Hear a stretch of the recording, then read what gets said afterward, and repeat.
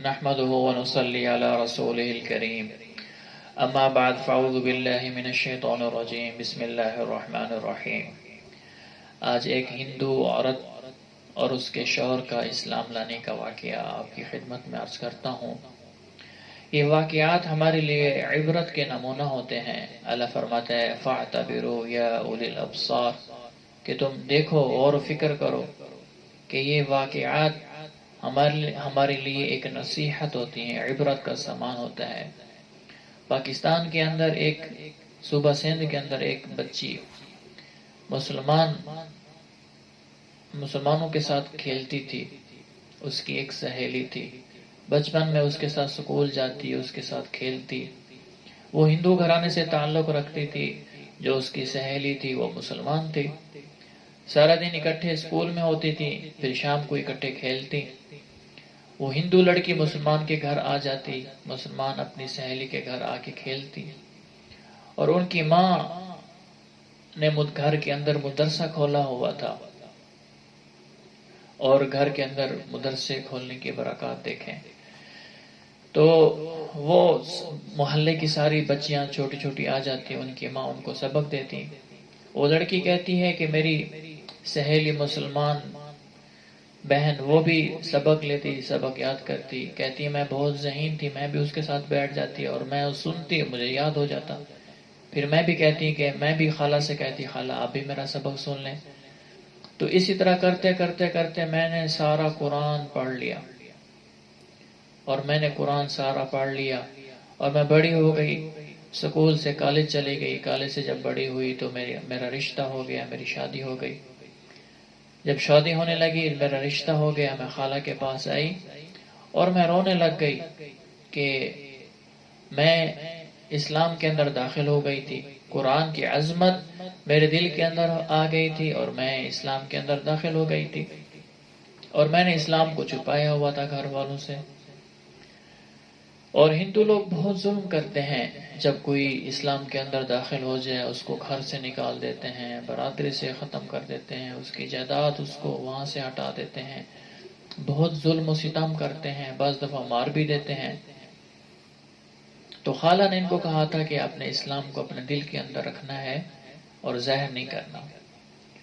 تو وہ روتی رہیں، کہا خالہ میں کیا کروں، پہلے میں قرآن یہاں آ کر پڑھ لیا کرتی تھی، اب میں قرآن کیسے پڑھا کروں گی؟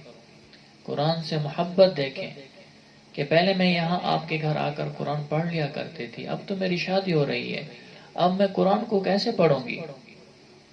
تو ان کی خالہ نے کہا اچھا میں ایسا کروں گی کہ میں آپ کی امی کو ملتی ہوں اور انہیں کہتی ہوں کہ یہ میری بیٹی کی سہیلی ہے، تو میں اس کو جہیز میں کچھ سوٹ دینا چاہتی ہوں، اگر آپ ان کو لے لیں تو مجھے خوشی ہوگی۔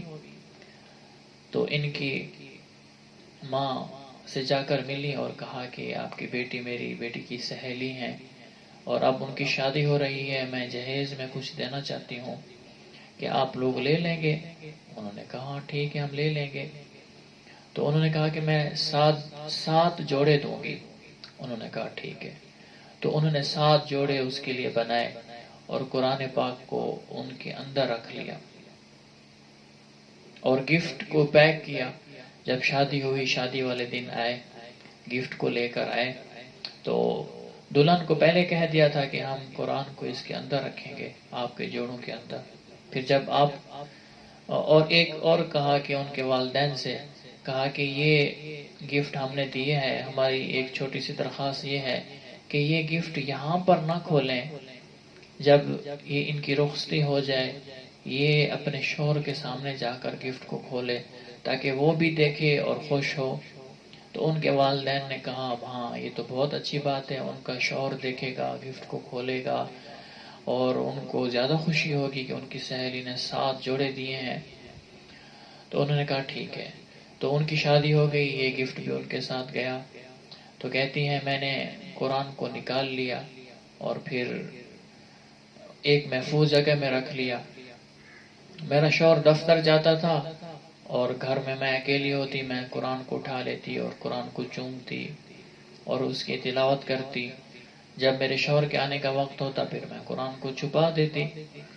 کہتی ہیں کہ اسی طرح کرتے کرتے چند سالوں کے بعد میرا شوہر بیمار ہو گیا. بیمار ہونے کے بعد ان کو کینسر ہو گیا.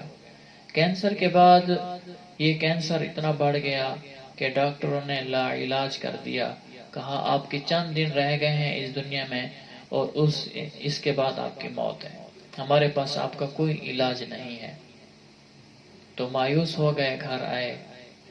تو بیوی نے کہا آپ مجھ سے ایک بات کا وعدہ کریں، ایک بات کا وعدہ کریں، آپ کو صحت مل جائے گی کہ میں جو کہوں گی آپ ویسا کرو گے. اس نے کہا ٹھیک ہے.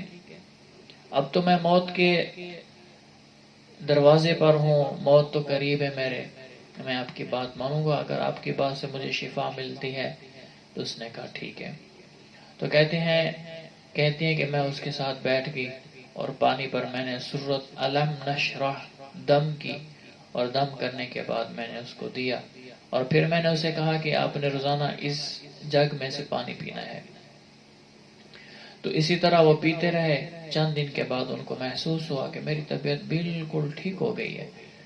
تو کہتے ہیں میری طبیعت تو ٹھیک ہو گئی ہے، یہ کیا مسئلہ ہے، کیا ماجرا ہے، چلو چیک کرا لیتے ہیں. وہ شخص گیا اور اپنا چیک اپ کرایا. ٹیسٹ آئے. ٹیسٹ میں تو انہوں نے بتایا کہ آپ کی یہ بیماری بالکل ختم ہو چکی ہے جڑ سے.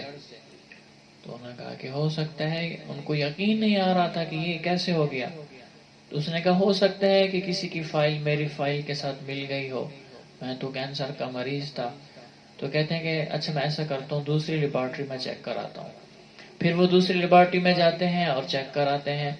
تو انہوں نے بھی کہا کہ آپ کو کینسر نہیں ہے، آپ بالکل ٹھیک ہیں. تو گھر آئے تو بیوی سے کہا کہ دونوں میری رپورٹیں صحیح ہیں، اب بتاؤ کیا بات ہے. اس نے کہا کہ آپ نے مجھ سے وعدہ کیا تھا نا کہ میں جیسے کہوں کہ ویسا کرو گے. اس نے کہا ہاں ٹھیک ہے، میں نے وعدہ کیا تھا. تو اس نے کہا آپ میری بات کو مانو گے نا. انہوں نے کہا کہ ہاں مانوں گا. کہا کہ تم کلمہ پڑھ لو.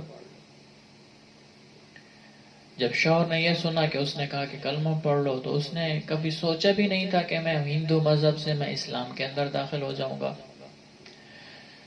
تو کہتے ہیں کہ کیونکہ میں نے وعدہ کیا ہوا تھا تو اس وجہ سے میں نے کلمہ پڑھ لیا. اور پھر میں نے اس سے پوچھا یہ بات کیا ہے، معاملہ کیا ہے، کیا تم مسلمان ہو؟ تو اس کی بیوی نے کہا ہاں میں مسلمان ہوں. پھر انہوں نے اپنا سارا قصہ بتلایا. میں بچپن میں اپنی مسلمان بہن کے ساتھ ایسے ایسے کھیلتی تھی، پھر قرآن کو پڑھا، پھر میں مسلمان ہو گئی.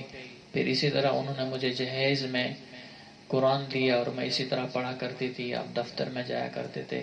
دیکھو آپ کو اللہ نے شفا دے دی ہے. تو شفا دینے والا کون ہے؟ اللہ کی ذات ہے.